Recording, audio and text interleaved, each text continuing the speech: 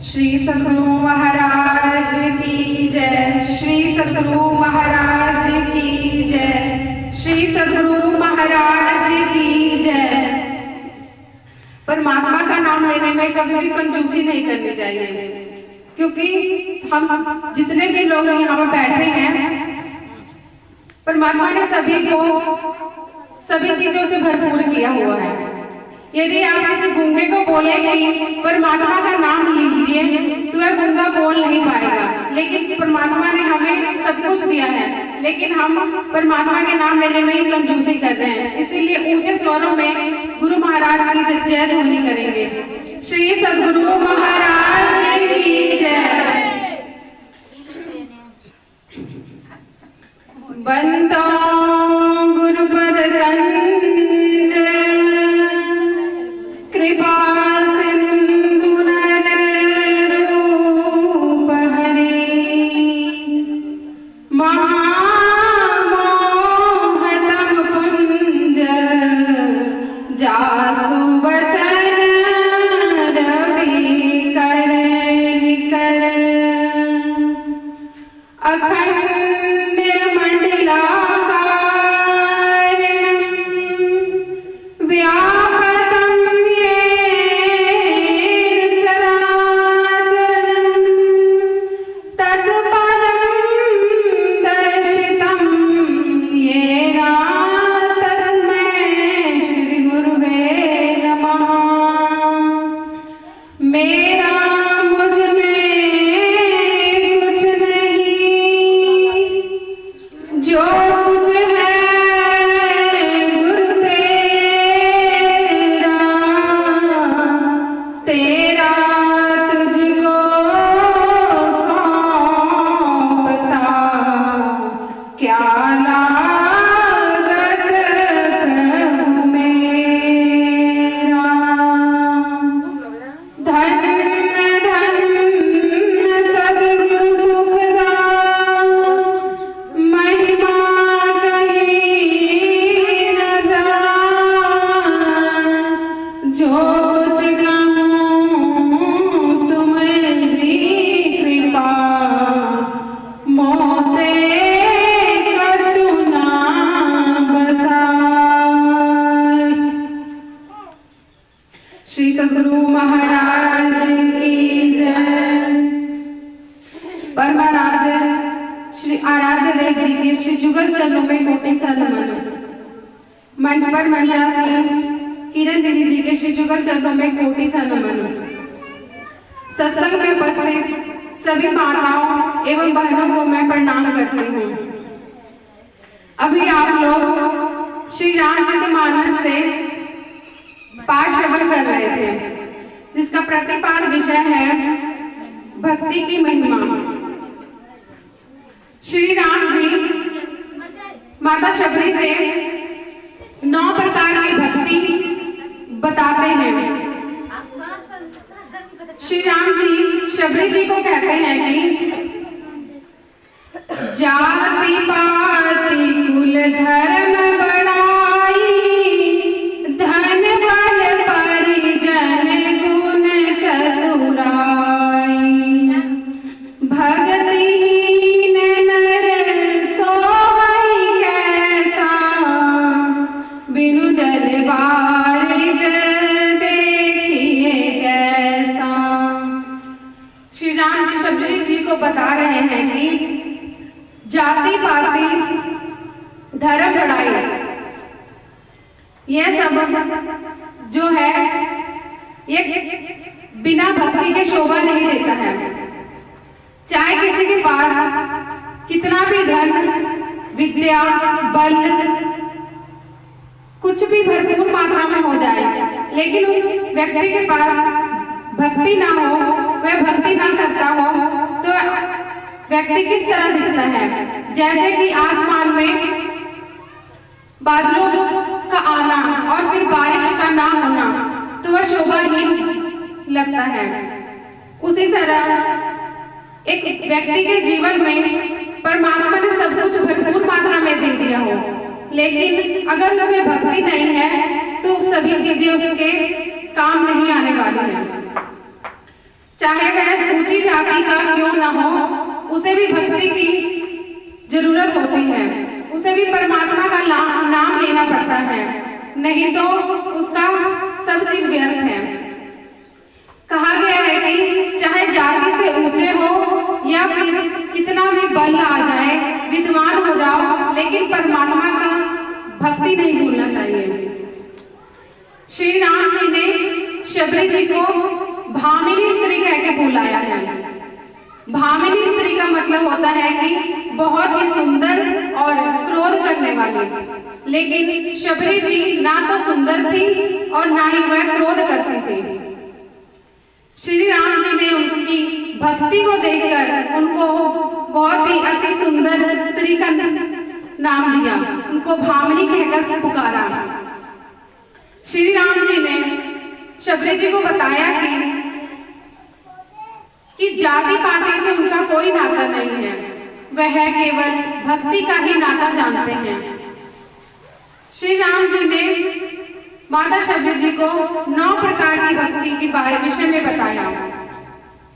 उसमें से श्री राम ने पहली भक्ति में कहा कि प्रथम भक्ति सन तन कर संगा, दूसरी रति मम कथा प्रसंगा, कि भक्ति की शुरुआत संतों का संग करने से होता है।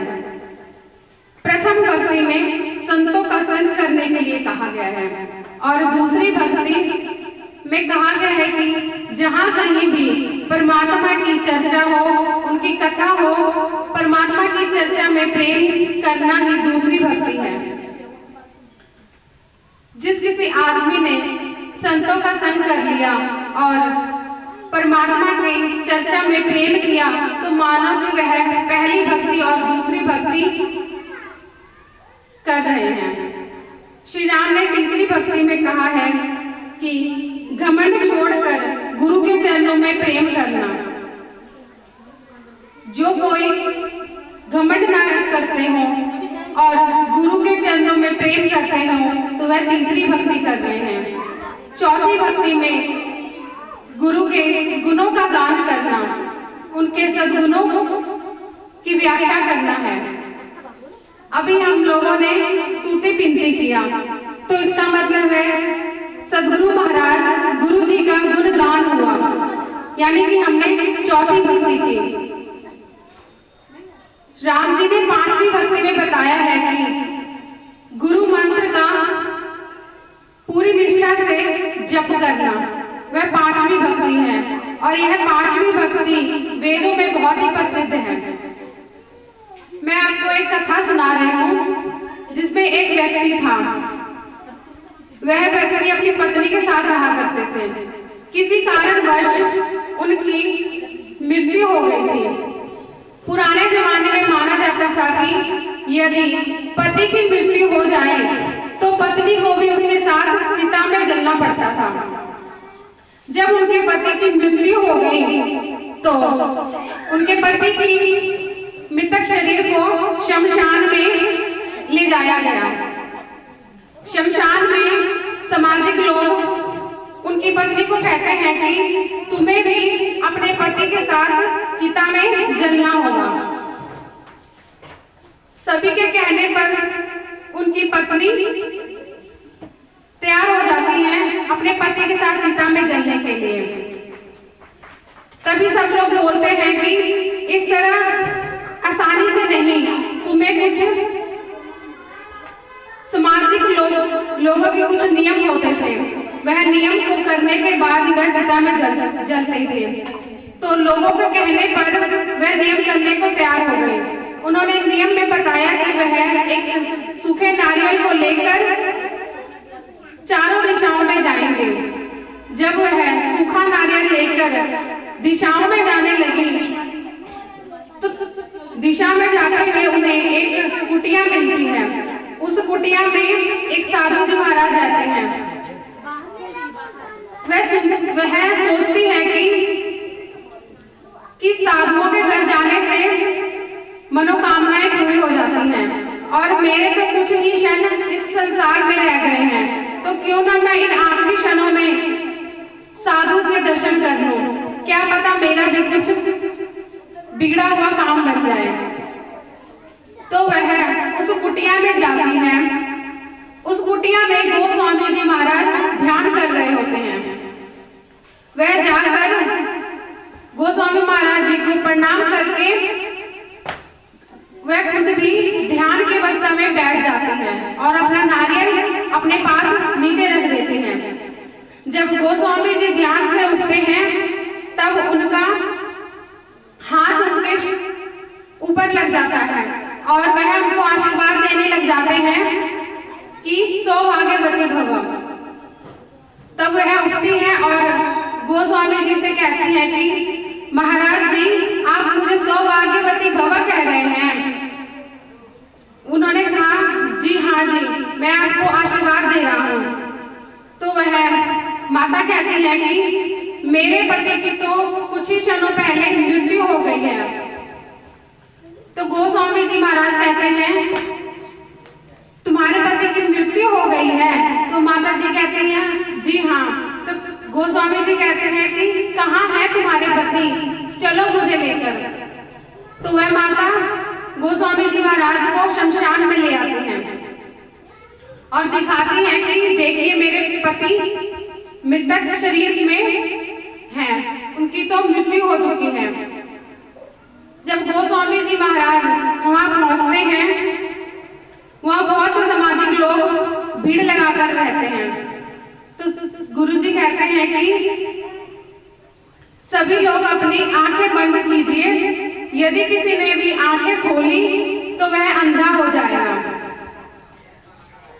लेकिन समाज में कुछ ऐसे व्यक्ति होते हैं जो कट होते हैं, उनको कोई भी बातें कह दो तो वह बातों को काटते हैं, वह आसानी से बातों को नहीं मानते हैं। उन्हीं लोगों में से एक आदमी बदकट था। गोस्वामी जी की बात को वह ना मानते हुए जब उनकी सबकी आंखें बंद हुई तो उन्होंने अपनी आंखें खोलकर देखने की कोशिश की। तब उसी वक्त वह अंधा हो गया और जोर जोर से चिल्लाने लगा कि मैं अंधा हो गया हूँ, मुझे कुछ भी दिखाई नहीं दे रहा। जब वह चिल्लाते हैं तो सभी अपनी आंखें खोलते हैं और देखते हैं कि वह तो सच में अंधे हो गए हैं। अंधे होने के बाद उस अंधे की पत्नी को पता चलता है कि उनका पति अंधा हो गया है। तब उनकी पत्नी गोस्वामी जी महाराज से विनय करने लग जाती है कि आप मेरे पति की एक आंख दे दीजिए, नहीं तो मुझे भी अंधा कर दीजिए। वह कहती है कि मेरे पति की दोनों आंखें अंधी हैं, तो एक काम कीजिए, मेरी भी एक आंख अंधी कर दीजिए और मेरे पति की भी एक आंख अंधी कीजिए, ताकि हमारा दोनों का काम चल सके। तो गुरुजी कहते हैं कि सभी लोग अपनी आंखें दोबारा से बंद कीजिए और परमात्मा का दिया हुआ मंत्र का जाप कीजिए। गोस्वामी जी सबको कहते हैं कि हे राम हे राम हे राम कहकर मंत्र का जाप करो। तो सभी लोग अपनी आंखें बंद करके हे राम करके जप करने लग जाते हैं। तो उसके बाद जब सब आंखें खोलते हैं तो देखते हैं कि चिता में जो मृतक शरीर था वह भी उठकर बैठ के हे राम का जप कर रहे हैं और जिनकी आंखें चली गई थी उनकी भी एक आंख की रोशनी आ गई और उनकी पत्नी का भी एक आंख की रोशनी ही थी। तो इससे सीख मिलती है कि मंत्र में कितनी शक्ति होती है। यह काम मंत्र के द्वारा हुआ। यदि वह मंत्र का जाप किए, इसीलिए उन दोनों पति पत्नियों की एक एक आंख की रोशनी रह गई और उन माता के पति जो मृतक थे वह भी जी गए। यानी मंत्र में बहुत ही शक्ति होती है। इसीलिए श्री राम जी ने कहा कि पांचवी भक्ति दृढ़ विश्वास से मंत्र का जप करना है। और श्री राम जी ने छठी भक्ति में कहा है कि अपनी इंद्रियों का दमन करना ये छठी भक्ति है कि झूठ, चोरी, नशा, हिंसा और व्यभिचार इन सब पंच पापों से बचते रहना छठी भक्ति है। भक्तियां इधर उधर संसार में भागती हैं। वे इसलिए भागती हैं क्योंकि हमारा मन बहुत ही चंचल है। हम अपनी इंद्रियों को दमन करें, वह हमारी छठी भक्ति है। यह छठी भक्ति गुरु के द्वारा हो सकती है। सातवीं भक्ति में इस संसार को परमात्मा का रूप मानना है और परमात्मा से भी अधिक संतों को मानना है, क्योंकि परमात्मा तक जाने का रास्ता संतों द्वारा होकर जाता है। सातवीं भक्ति में श्री राम जी ने कहा है, इस संसार में जितने भी जीव हैं सभी को परमात्मा का रूप जानना है।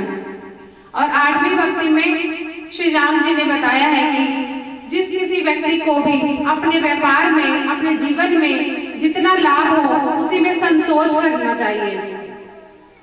किसी दूसरे के लाभ में कोई लालच नहीं रखनी चाहिए। अपने जीवन में जितना लाभ हो उसमें संतोष रख लेना ही आठवीं भक्ति है। और नौवीं भक्ति में श्री राम जी ने बताया है कि जिस किसी नारी या पुरुष में ये आठों प्रकार में से एक भी प्रकार की भक्ति होगी तो वह प्रभु श्री राम को अतिशय प्यारा होगा। वह उसे राम जी उसे बहुत प्यार करते हैं यदि किसी व्यक्ति में इन आठों भक्ति में से एक भी भक्ति हो।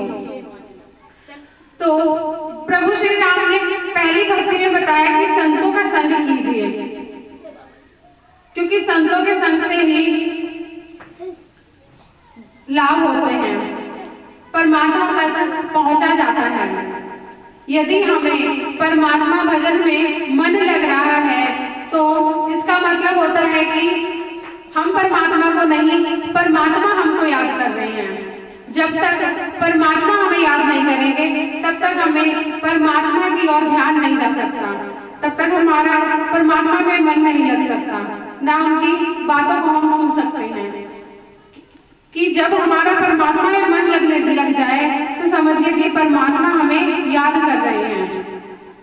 इस संसार में आकर हमें इस संसार के कामों में ही लीन नहीं रहना चाहिए, बल्कि परमात्मा को भी याद रखना चाहिए।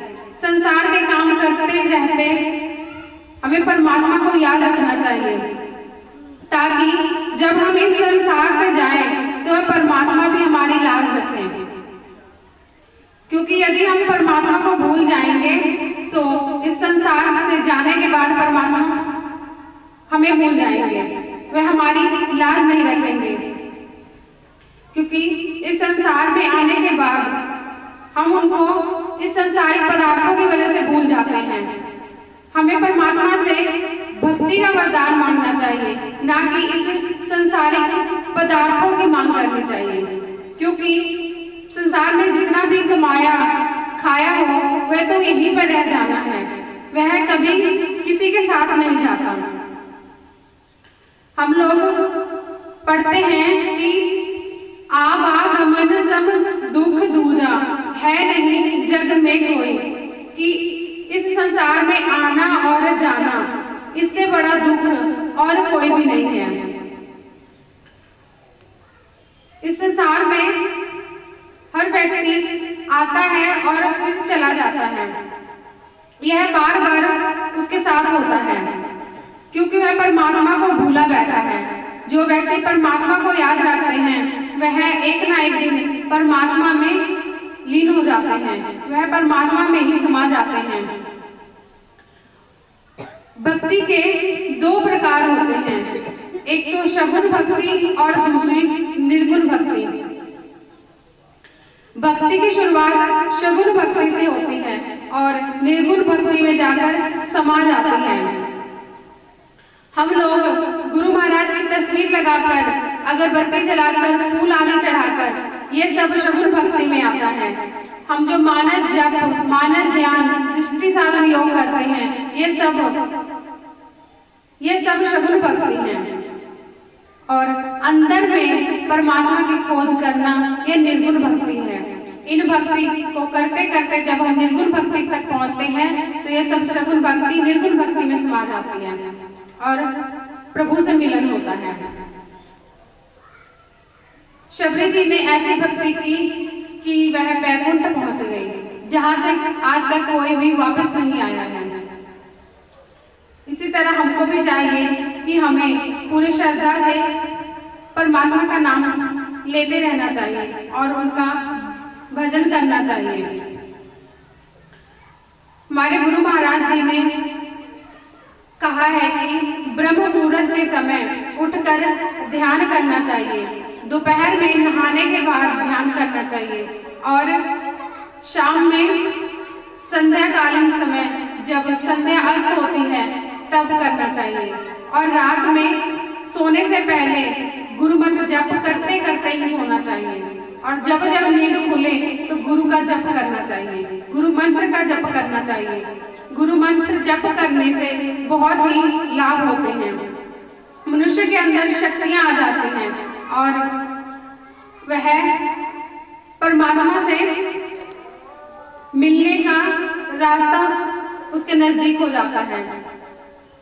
क्योंकि इस संसार में आने के बाद इस संसार से सबको जाना है। परमात्मा ने संसार में मनुष्य का जब जन्म किया तो उसके साथ साथ जन्म के साथ साथ मृत्यु भी लगा दिया। यदि मनुष्य की मृत्यु ना होती तो इस संसार में कहीं जगह ही ना होता, कहीं भी नया बच्चा पैदा ना होता। यदि जगह नहीं होती तो बच्चा कहाँ से पैदा होता। और यदि मनुष्य ना मरता तो मनुष्य बहुत ज्यादा ही घमंडी हो जाता और अहंकार में वह परमात्मा को हमेशा के लिए भूल जाता। इसीलिए परमात्मा ने इस संसार की रचना की, मनुष्य का जन्म हुआ और जन्म के साथ साथ उसकी मृत्यु भी लग गई। इसीलिए हमें चाहिए कि संसार में रहते हुए परमात्मा का नाम सिमरन करना और उनकी भक्ति करना और एक दिन यहाँ से चले जाना। इसी को कहते हुए मैं अपनी वाणी को विराम देती हूँ। श्री सद्गुरु महाराज की जय।